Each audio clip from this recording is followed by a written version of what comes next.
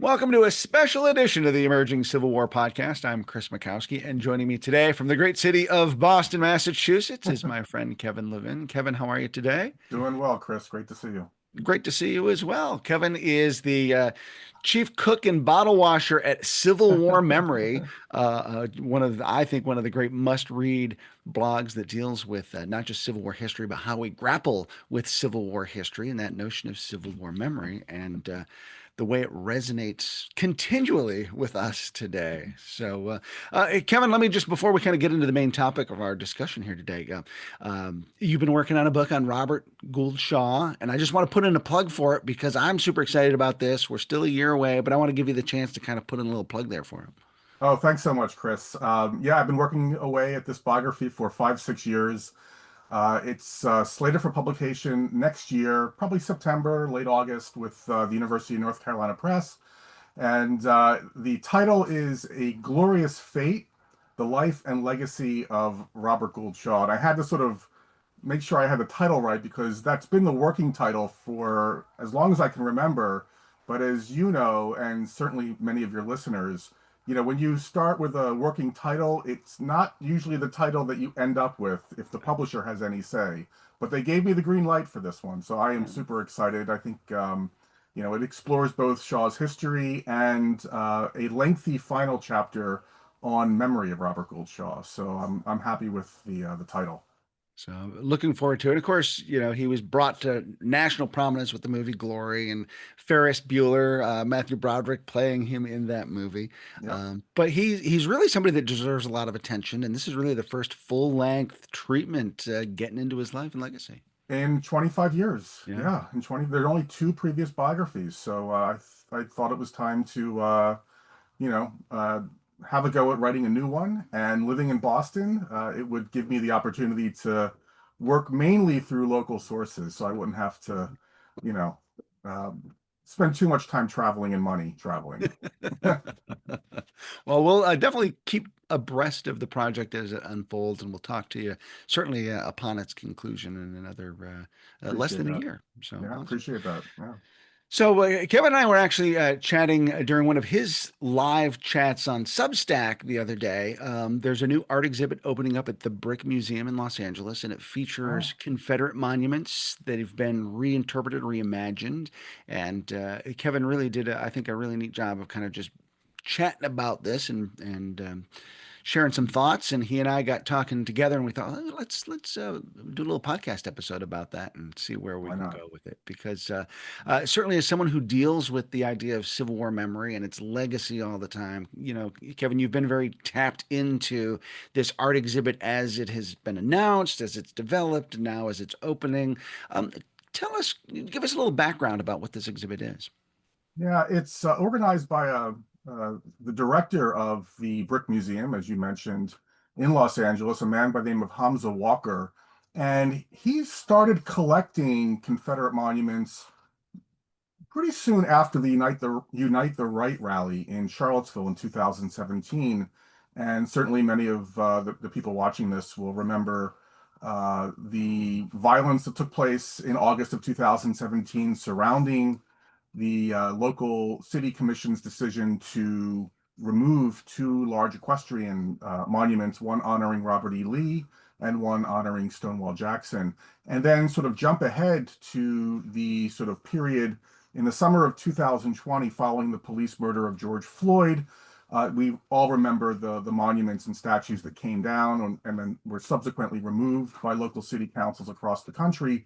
And he continued to collect these monuments and statues. And the plan, as it developed, was to, feature many of them as they were following their removal. So many of them tagged or spray painted, and then a few of them reimagined, as you pointed out. The most, I guess, dramatic example, which we can talk about, is the equestrian monument of Stonewall Jackson that was removed in Charlottesville, that was reimagined by Kara Walker. But I don't know how many monuments are included in the exhibit. I've been trying to fill in a lot of the answer a lot of the questions by just reading what's out Yeah. in the news. But it's there's more than just monuments. There are unique exhibits to this collection that a number of artists have contributed. So, it opened, I think yesterday, and it runs through May of next year. So I don't think Yes. I'm going to have a chance to see it, but it looks really interesting. Yeah, I'm definitely hoping to get out there. I'm gonna talk my wife into the idea that a plane ticket to Los Angeles is a good Yeah, idea. So, that's right. fingers crossed on that one. But it does run from Yeah. October 23rd through May 3rd. So we're recording this conversation on the 24th. So just to kind of give folks a little timestamp for context there. Yeah. And it's in conjunction too with the Geffen Contemporary at the Museum of Contemporary Arts. So like I guess there are two museums, and I don't know the relationship between the two Yeah. of them. I'm still kind of figuring that out too. So they've got Yeah. some of these pieces in one place and some in the other. Um, but it's a chance for us, and the museum describes this as a way to consider the ways public monuments have shaped national identity, historical memory, and current events, which of course is right up your bailiwick. Those are the sorts of things you explore as well. Um, eh, when you mentioned a second ago that the Charlottesville Unite the Right rally was in 2017. For some people, that it still seems like it was just yesterday, though. I mean, it seems like it's more recent than 9 years ago. Yeah, my whole sense of time over the last few years has been, I don't know how you feel about this, has been distorted. I think that has a lot to do with COVID and Yeah. just Oh, yeah. having sheltered in place for so long. Um, and so I'm still struggling. It's not so much just the Unite the Right rally in 2017, but even going back 2 years before and the horrific shootings in Charleston, which really was the catalyst for everything we've seen over the last decade. But you're right. I mean, at times it can seem quite distant, and other times it really does seem like yesterday. And at the same time, I think it's important to remember that depending on when you began to tune in to this issue of monuments, the extent to which you're tuning into it, um, you know, I suspect that for most people, it's only been in the last few years since the summer of 2020. Right. I mean, really between 2020 and 2000, I want to say the end of 2022, that's really the period where the largest number of Confederate monuments have been removed. And so I think it's, for the most part, if you compare it going back to the previous 5 years or 7 years, I think that's where it's getting the most media attention. Yeah, yeah. And I should correct my math. I should have said nearly 9 years ago, not 9 years ago. See, But it's I know, right? It's like but I think in a lot of instances, emotions are pretty raw about the idea of monuments. Why do you yeah. think that is? I think we quite often we invest a great deal in our monuments. We in the case of the Civil War, obviously, I don't want to suggest that we are as divided today over the legacy and meaning of the Civil War that Americans were 50 or 100 years ago. I think it's much more complicated, but certainly depending on who you're talking to, there are people who have very competing, often conflicting Yeah, memories yeah. of the Civil War, or the Civil War era, and much of that gets invested in the symbolism of the war, the flags, the monuments, etc. And so when we're talking about removal, when we're talking about relocating, I think this can have a visceral sort of impact on people, and as much as the intellect is engaged, quite often one's emotions are even more engaged. And Mhm. we see that play out in different ways, whether it's on social media, whether it's in city council meetings, and other settings. So it's we're still very much connected and invested in this period in American history and how we remember it. And you and I have both spent lots of time sort of talking about the difference between history and memory and how a statue or a monument is a form Yeah, of memory, a particular way of remembering a particular story at a particular time. yeah, And I sometimes feel like I could explain all that till I'm blue in the face because people still say, like, oh, that's history, that's history.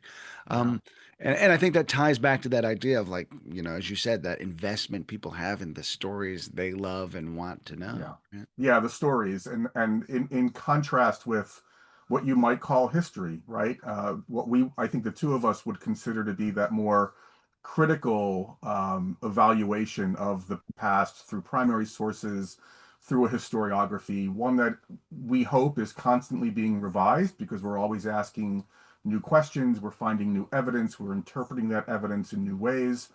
In contrast with this memory, right? The stories that we embrace at certain times during our lives that hold great meaning and importance to us. And that has a different place, I would argue, in our overall memory of the war than just our historical practice, right? And that's where the investment comes in. That's where we are most engaged when when we feel threatened or when we see something that upsets us, whether it's a removal or a relocation of a statue or monument. Right. Now, I'm really interested to see how they have taken these monuments and resituated them, and certainly the context of the exhibit is Yeah. also a layer of how to interact with these.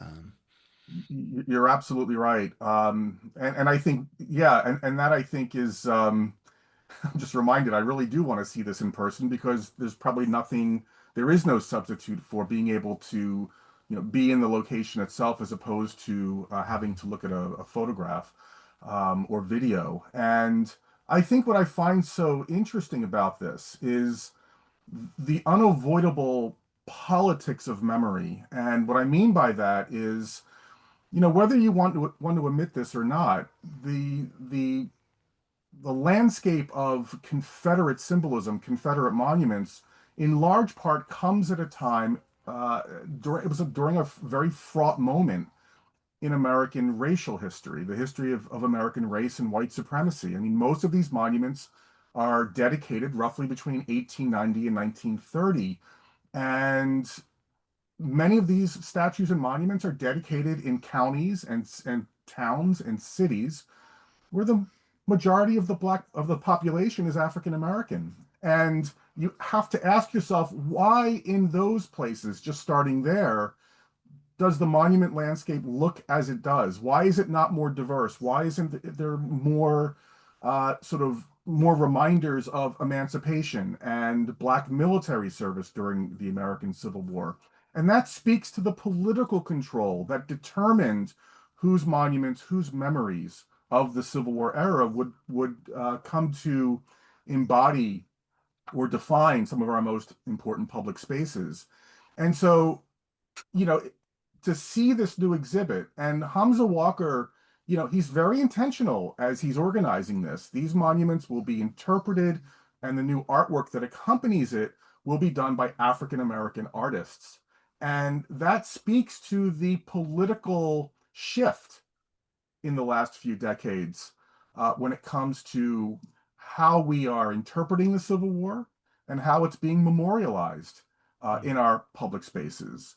And so, in some ways, certainly this is a change in the life of these individual monuments, but the politics of memory is actually quite consistent. It's a matter of the balance of power, who has that power to control the meaning and interpretation of these things. Yeah. I think a great case study that goes back to Monument Avenue in Richmond, where, of course, for years they're like, "Oh, this is really it's not like white supremacy or pro-Confederate. It's the heroes of the South."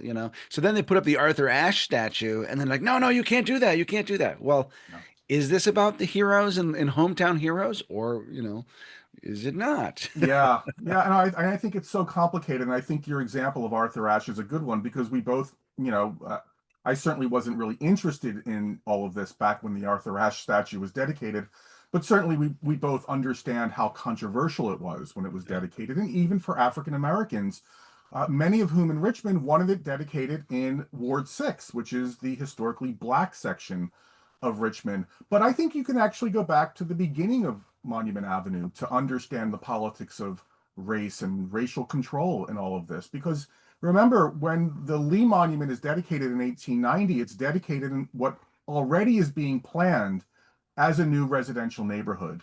In fact, when you look at the advertisements in, say, the Richmond Times Dispatch at that time, you can see real estate companies advertising empty plots of land and imagining the statues that will go in the circles. Stonewall Jackson, Jeb Stuart. And if you read the fine print at the bottom, the restrictive clauses, they are very clear. None of these plots of land will be sold to families. I'm sort of paraphrasing here, to families of African descent. So right from the beginning, you can get a sense of the work that these Confederate monuments were used to do and used to reinforce, even at the turn of the 20th century, even before they go into place and are dedicated. Right, right. For folks who are watching the video, we have just been dog bombed by Otis, who I think is a marvelous addition to today's program. If you want to follow the adventures of Otis, Kevin's got a great grape shot entry that he does on Civil War memory, and there's always a little bit of Yeah, Otis's adventures there. you So can't glad ignore glad to see him.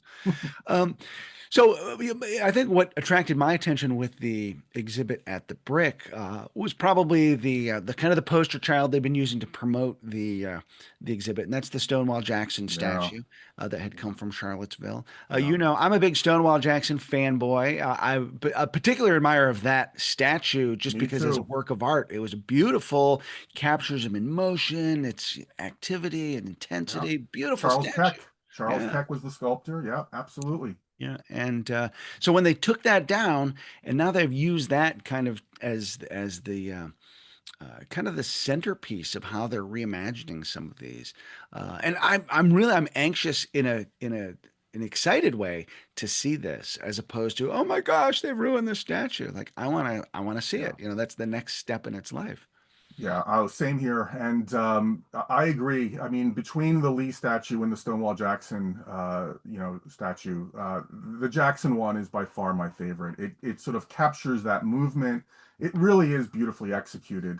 Lee always, I mean, I lived in Charlottesville for 11 years, lived and taught there. I would bring my students down to these two parks all the time to teach them how to interpret these monuments.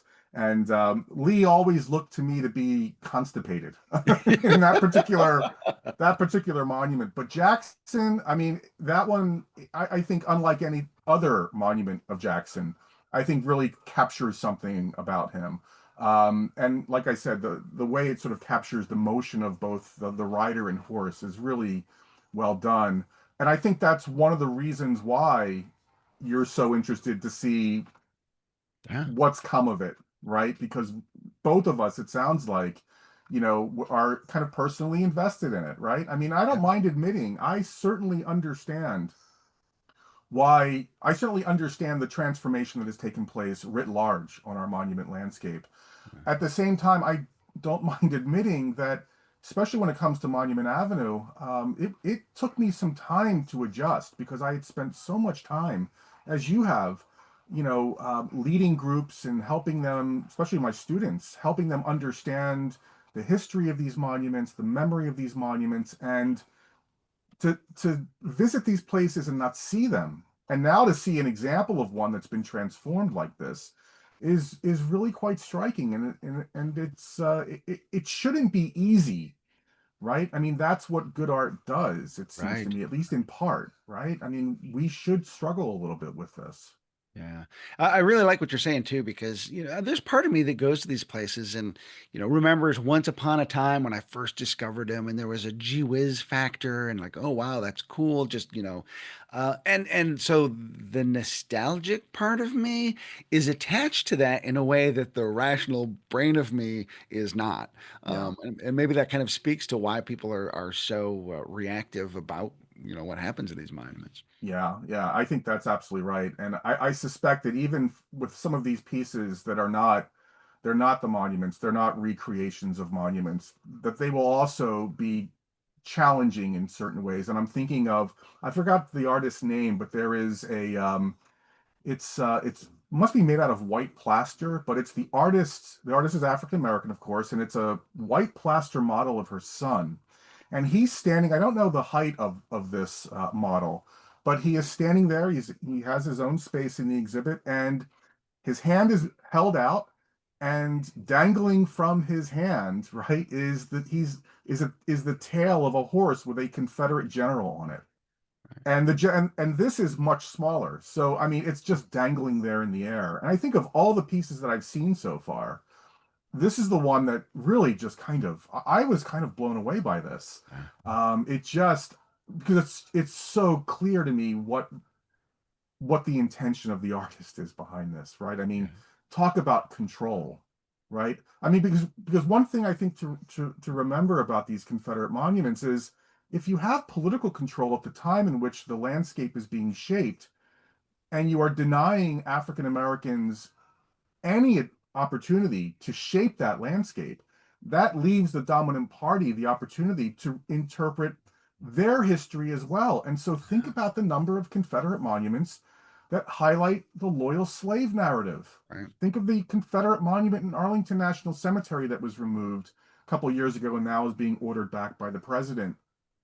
The image of the loyal slave mammy, the image of that uniformed black man who looks to be a black Confederate soldier, but of course is just a body servant marching off to war his with the other officers and soldiers as a body servant. Um, that is about control. That is the politics of memory, and you can see in many of these exhibits, many of these pieces in this exhibit, the way in which they are attempting to regain control and, in a sense, not just assume control of their own narrative, but kind of push back at that lost cause narrative as well.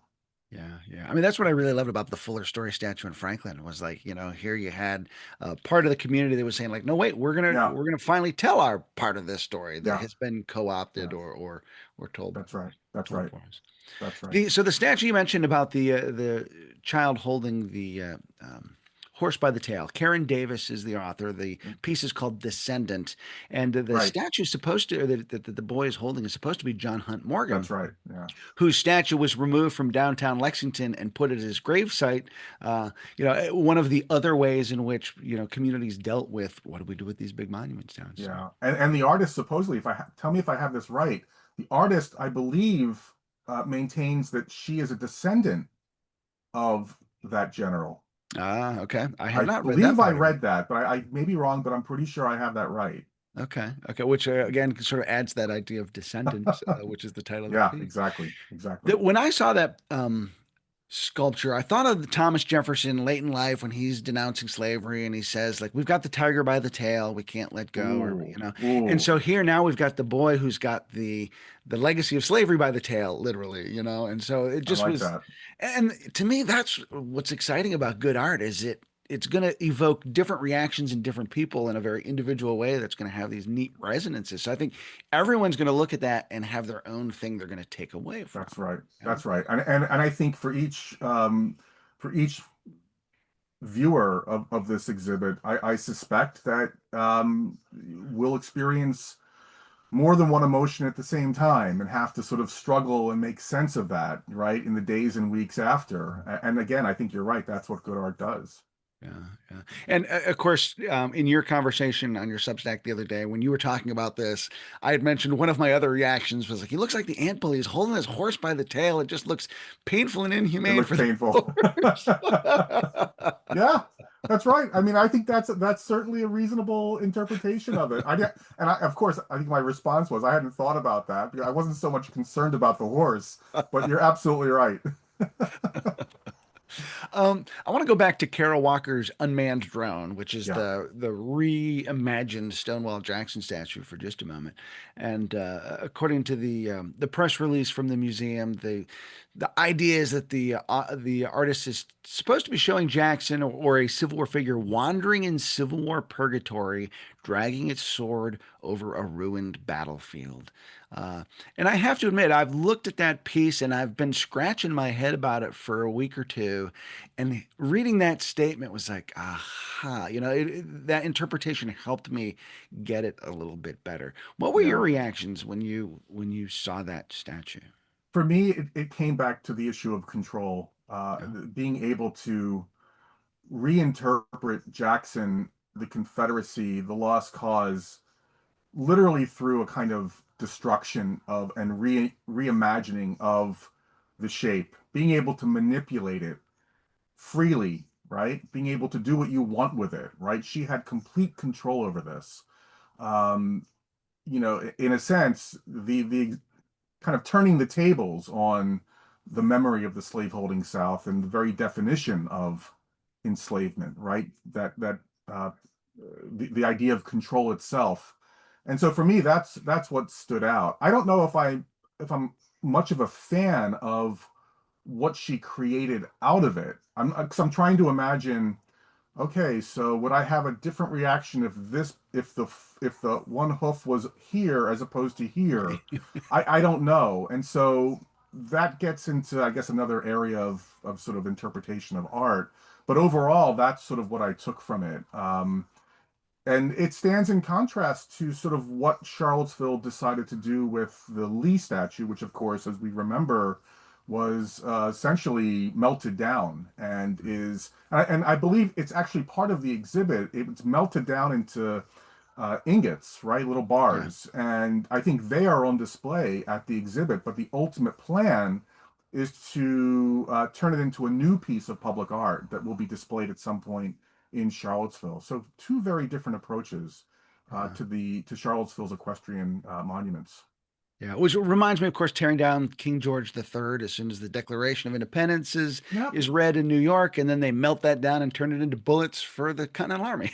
Yeah, I mean, I think that's actually a really important point. I've been thinking about that because I suspect that some people who are watching it are going to be appalled by not just the reimagining of Jackson, but just the idea of removing monuments to begin with, and certainly sending them to a place like California, right, Yeah, Los right. Angeles.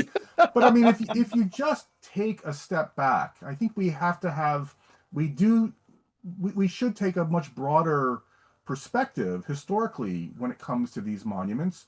You're right that you know the removal of the equestrian monument of King George helped to inaugurate revolution.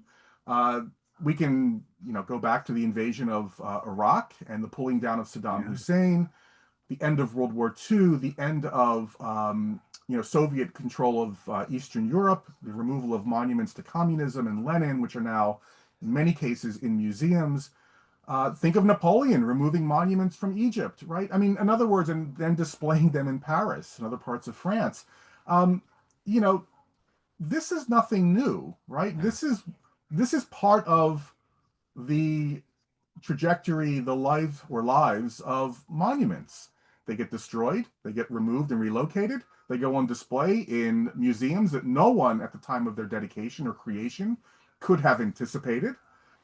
This is what happens, right? And we should, I think, acknowledge that at some level. Yeah. And to me, it's a way to interact as opposed to keeping these up on a pedestal and be, where they can be admired, Yeah, but now they get to be kind of interacted with and admired and appreciated or you know criticized in a much exactly. different sort of way. Exactly. And I suppose when people look at Kara Walker's reimagined Stonewall Jackson, if they're looking for a literal reinterpretation, or they're not going to see it, No, you know. that's certainly the case. Yeah. And that's beyond my capacity or skills as an art critic to be able to, but as an Same, art same consumer, here. I think we're all art consumers. Like we can Yeah. have a reaction, and I think the important thing is to think that through and why is something challenging us or exciting us, and that's what I think really good art does. Well said. I mean, I completely agree, Chris. Yeah. So we've got several months while this is going to be on display. What are you going to be looking for over the life of this exhibit? I'm just kind of curious as to, I'm not, I think I'm much more interested in the people who actually go to see it. So when you see it, when you get out there, come back and write something up for Emerging Civil War. I'm gonna read that because I want to know how people are reacting to it, at the actual location. Yeah. But beyond that, I don't know. I think the issue of monuments has somewhat died out in Hmm. over the last couple of years. I mean, certainly the last few months with the Trump administration ordering the return of the monument to Arlington and the return of the Albert Pike statue, which is not really a Confederate statue in D.C. That's really a monument to his role as a Mason in D.C. But obviously, apart from that, the issue has died out. So I just am curious as to what comes down the pike next. Yeah. I suspect that the exhibit, will hopefully attract a good number of people. I don't know how controversial it will remain once this opening, Yeah. period dies out, but we'll have to wait and see. Yeah. And if folks want to kind of get a taste of the exhibit, I'll just point them to the Bricks website, which is the-brick.org. They have pictures of a couple of the monuments there. They have some artist statements. They've got, I think, an excellent sort of exhibit guide press release that explains some of these Yeah. things. So, an opportunity to really engage with it, even online, in a much more in-depth fashion than Kevin and I are able to do here. Um, but I think there are a lot of interesting little tidbits. And I should also mention a number of municipalities have lent statues to this exhibit. They'll end up Yes. going back, like the Roger Taney statue from That's Baltimore right. is part That's of right. this. Right. I think that I see Jefferson Davis, spray painted Davis is Jefferson there. Davis is Yep. there. And also the Um, Vindicatrix symbol from that very same okay. monument Yeah. is also featured, which is actually kind of funny. The artist responsible for it decided to display it in what he calls time out. So we all remember time out from school. He's in the corner facing the wall, or she is, I should say. Excuse me. That's time out. And again, just an initial reaction is like, well, everybody gets to come out of timeout at some point, right? So is Right. there somebody's time still coming back? So like Very good. again, Very just good. Very you good. know, like ways to think about these things that I think are pretty exciting and Absolutely. challenging. So very good. Well, Kevin, I appreciate the chance to chat with you about this, and let's stay in Same here. touch on this topic because the Civil War keeps coming back into headlines, month after month, and there might be an opportunity to revisit this then. Absolutely. Let's do So, it. great. I'm Chris Bukowski for the Emerging Civil War podcast. On behalf of my friend Kevin Levin, thank you so much for being with us. We'll see you online and on the battlefield.